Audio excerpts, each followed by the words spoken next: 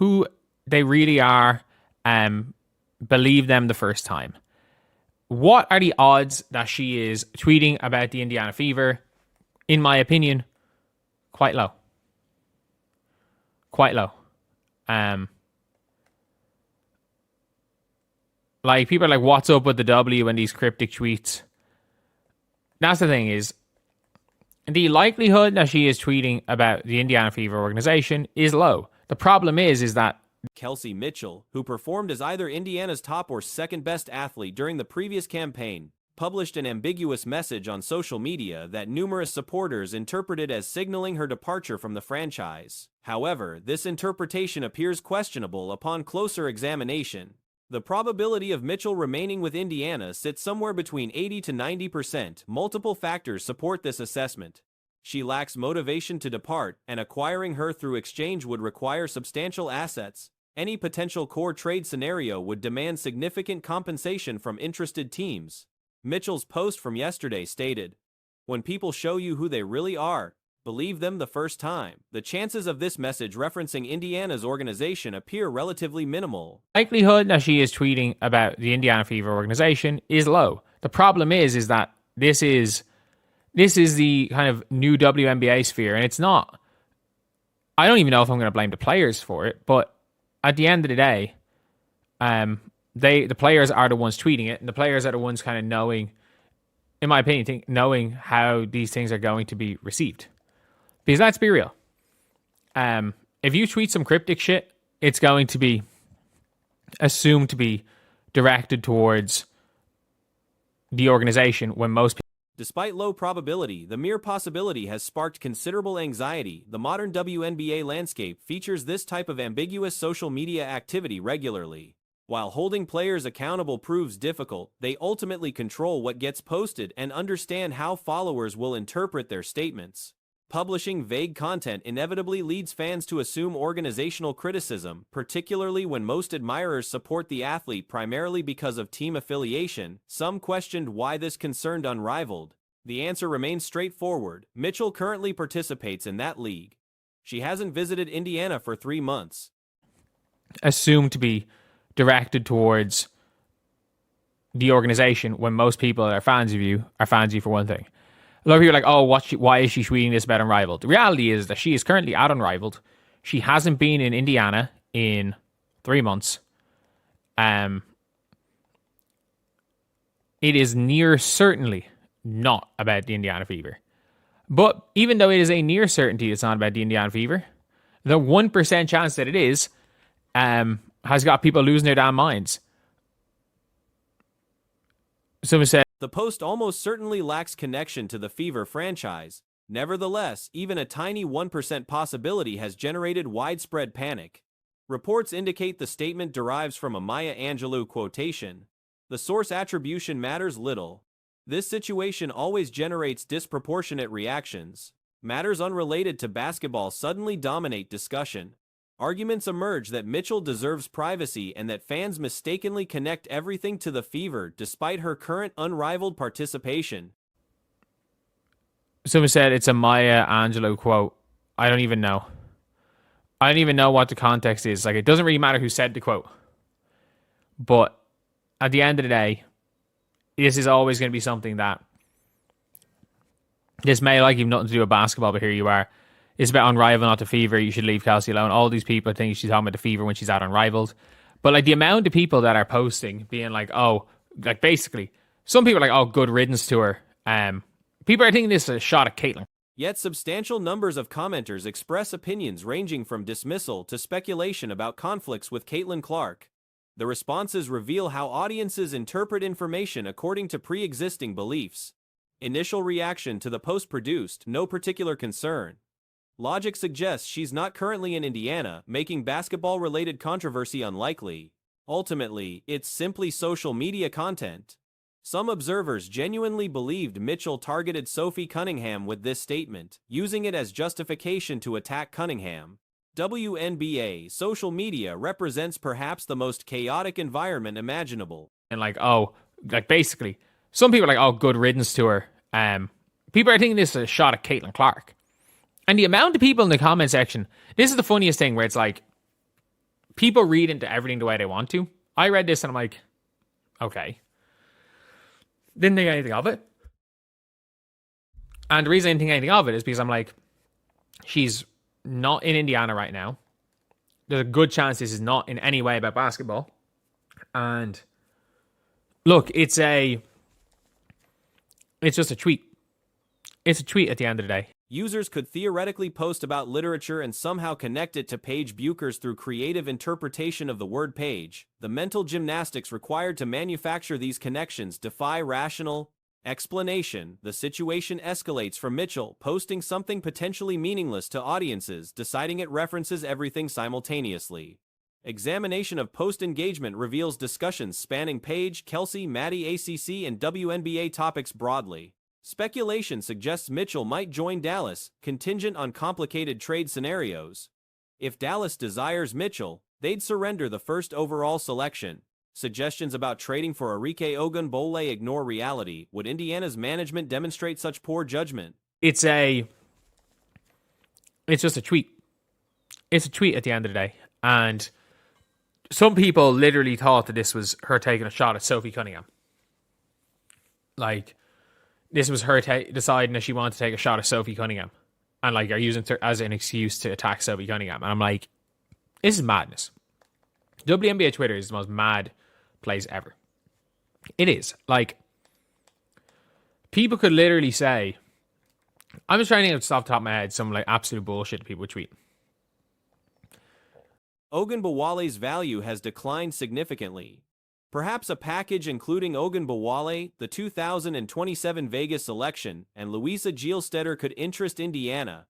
That represents the approximate cost for acquiring Mitchell. Regardless, observers label Mitchell negatively despite this likely having no basketball connection whatsoever. Ambiguous posting by professional athletes attracts criticism. Questions about Mitchell joining New York Liberty prompt absurd suggestions. Trade Breanna Stewart. If she wants Liberty, Indiana demands Stewart, Febich, plus additional picks. Someone could probably tweet something out of a book, and somehow people could link a book to Paige Buchers because the word page was used. Because the word page was used, they could link it to Paige Buchers. Like, I genuinely, I don't even know. I'm trying to think off the top of my head. What way? Mystics interest, provide Sonia Citron, Minnesota speculation, surrender the second pick, Collier future selections, and Dorka Juhasz. These demands reflect Mitchell's genuine value. Indiana's roster next season will feature Aaliyah Boston and Caitlin Clark prominently, ensuring team viability, yet people attack Mitchell's relatives online despite family members posting separate content. What way things are going to go, but like, yeah, it's genuinely a mad one. It is a mad one all around because, look, this is a situation where this is a player tweeting something, and I don't think it's about anything. But it's now at the stage where it's now to some. Observers weaponize random WNBA developments to assault individuals they dislike regardless of actual relevance. Mitchell delivered an exceptional season carrying Indiana. Her physical exhaustion became visible as she played until complete depletion. Such visible deterioration rarely occurs with professional athletes.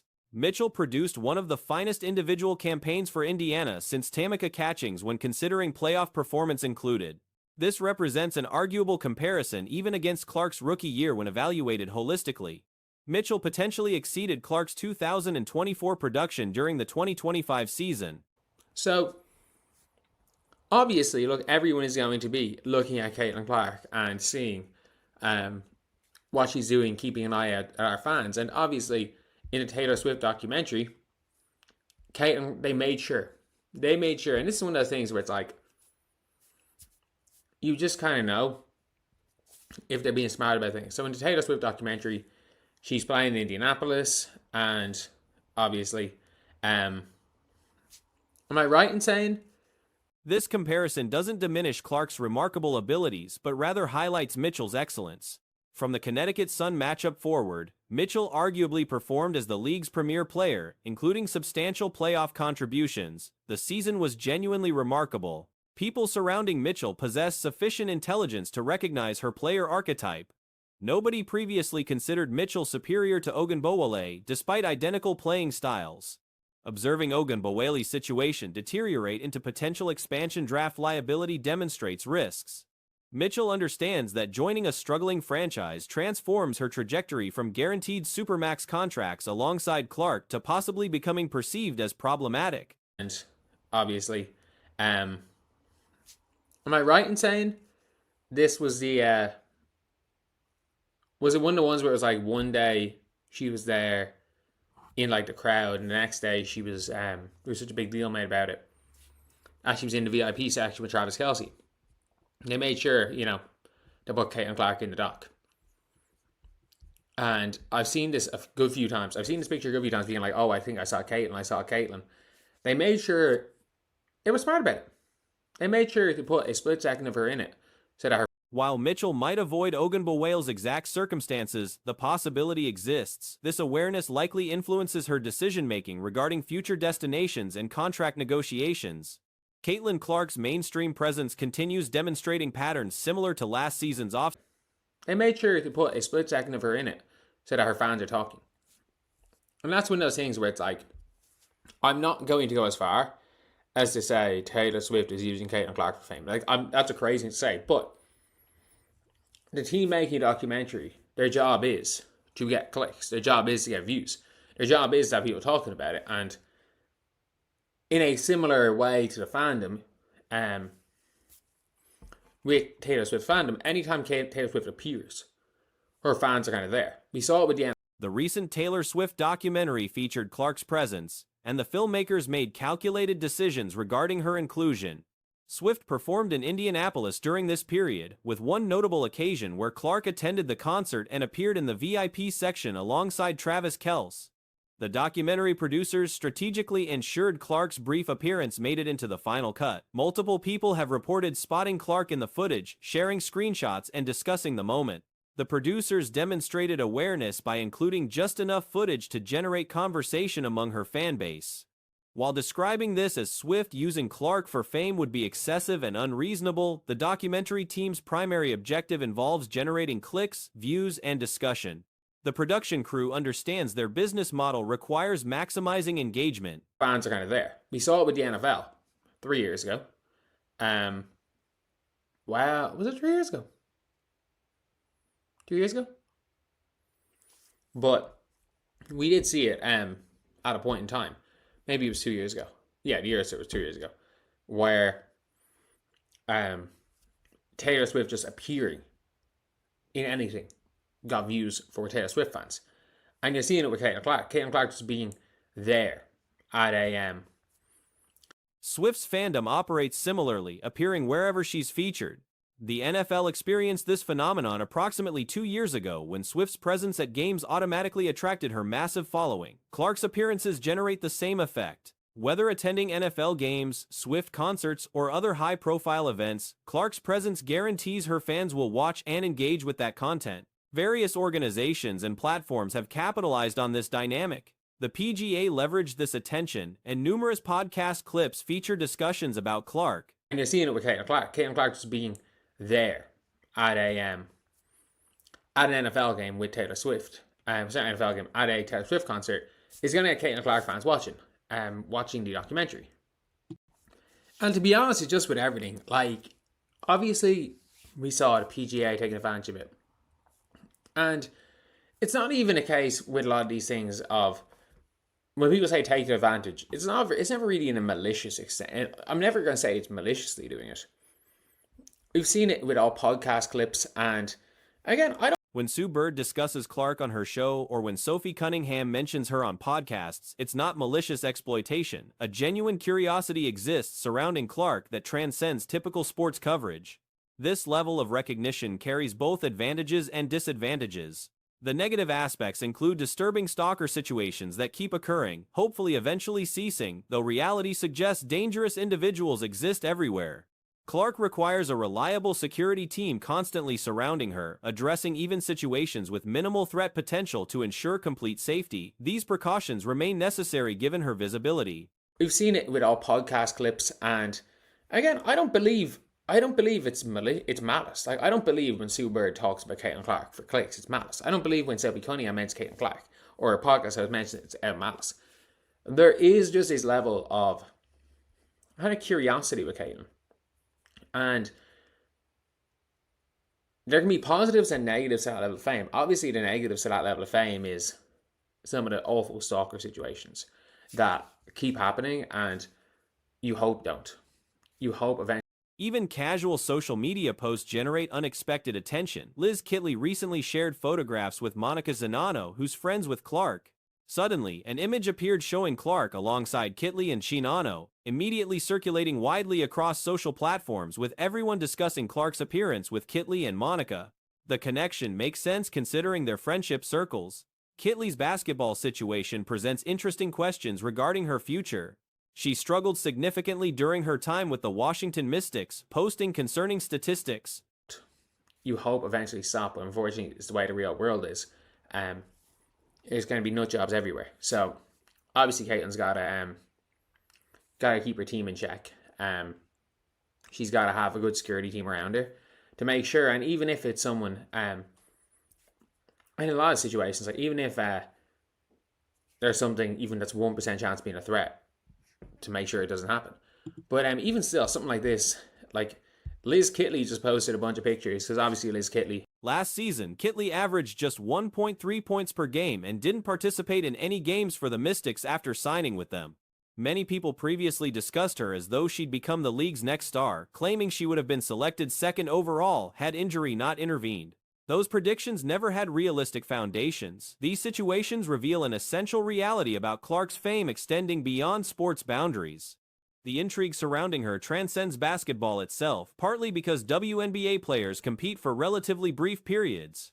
Unrivaled doesn't qualify as legitimate basketball, instead representing a gimmick that vaguely resembles the actual sport. Even still, something like this, like Liz Kitley just posted a bunch of pictures, because obviously Liz Kitley, I don't know if they're friends or in a relationship, I have no idea. But with Monica Zanano, who's obviously one of Caitlin's friends, and then out of nowhere, Caitlin Clark randomly just appears with Liz Kitley in a photo at the end. And everyone suddenly is sharing that photo. They're like, oh shit, Caitlin Clark's with Liz Kitley and Monica. And it's like, they are friends. So yeah, it will be an interesting one to see what ends up happening to Liz Kitley. Because she was... Project Basketball hasn't begun yet. The offseason remains extraordinarily long, while actual basketball constitutes a small portion of the year. Clark will return to action in March, but this extended absence from competition requires fans to maintain engagement through non-basketball content. A more than basketball element becomes necessary for sustained interest throughout these prolonged breaks. College basketball provides some alternative content, with women's college basketball arguably surpassing men's basketball regarding individual star power currently. While men's college teams carry prestige, identifying specific players worth watching proves difficult beyond Cooper Flagg.